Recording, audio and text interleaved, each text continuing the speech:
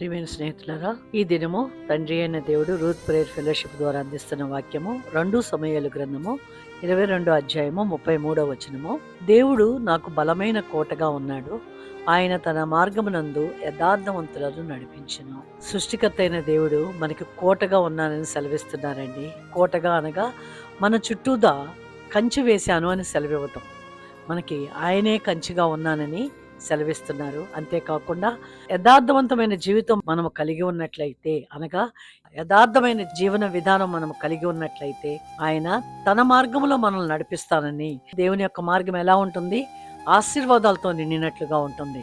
కనుక ఆయన యొక్క ఆశీర్వాదాలు మనం పొందుకున్నట్లుగా మనము నీతిమంతమైన జీవితాన్ని, యథార్థవంతమైన జీవితాన్ని మనము జీవించుదామండి.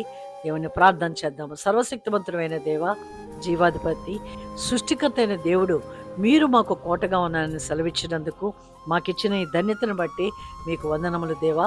అయినా మేము యథార్థవంతమైన జీవితము కుడి ఎడములకు తొట్టిల్లిపోకుండా నీ చిత్తములో నువ్విచ్చిన ఆ నీతివంతమైన మార్గంలో మేము జీవించగలుగునట్లుగా మీ కృప మాకు దయచేయమని యేసు నామములో ప్రార్థిస్తున్నాను తండ్రి.